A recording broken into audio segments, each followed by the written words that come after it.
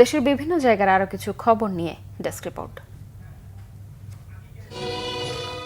বিএনপির নতুন সদস্য সংগ্রহ ও নবায়ন কর্মসূচির উদ্বোধন হয়েছে বরিশালে। দুপুরে নগরীর সদর রোডের অশ্বিনী কুমার হলে এতে প্রধান অতিথি ছিলেন কেন্দ্রীয় স্বেচ্ছাসেবক দলের সাবেক সহসভাপতি ফরিদউদ্দিন আহমেদ।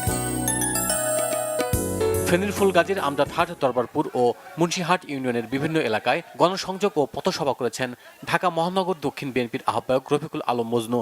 এতে উপস্থিত ছিলেন বিভিন্ন শ্রেণী পেশার মানুষ।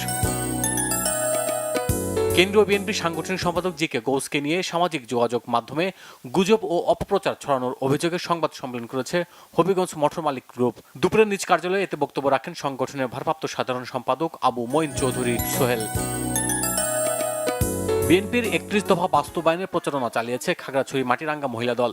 এদিকে মানিকছড়ি, তিনটহরি, যজ্ঞছলা, পানছড়ি, জিয়ানগর ও দিঘিনালাল বেতছড়িতে ধানের শীষ প্রার্থীর পক্ষে গণসংযোগ চালিয়েছে বিএনপি ও তার অঙ্গ ও সহযোগী সংগঠনের নেতাকর্মীরা। ত্রয়োদশ জাতীয় সংসদ নির্বাচন উপলক্ষে রংপুর ৩ আসনের উন্নয়ন ভাবনা নিয়ে মতবিনিময় সভা হয়েছে।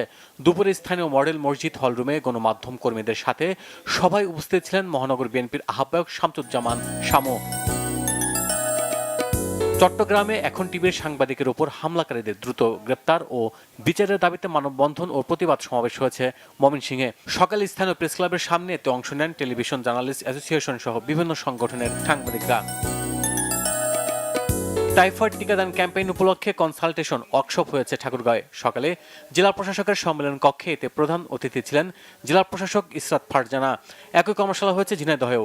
শহরের আরাবপুরে ইসলামিক ফাউন্ডেশন কার্যালয়ের সম্মেলন কক্ষে এতে বক্তব্য রাখেন সদর হাসপাতালের তত্ত্বাবধায়ক ডাক্তার মোহাম্মদ মোস্তাফিজুর রহমান ও জেলা শিক্ষা অফিসার মোহাম্মদ লুৎফর রহমান সহ অন্যরা। এছাড়া টাইফয়েড টিকাদান ক্যাম্পেইন উপলক্ষে সাংবাদিকদের কর্মশালা হয়েছে বান্দরবানে। সিভিল সার্জন কার্যালয়ে এতে বক্তব্য রাখেন civil surgeon doctor Mohammad Shahin Hossain Chowdhury.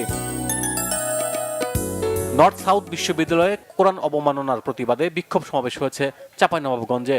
শহরের শান্তি মোড় থেকে বিক্ষোভ মিছিলটি বের করেন সচেতন ছাত্র জনতা। Bangla vision news desk.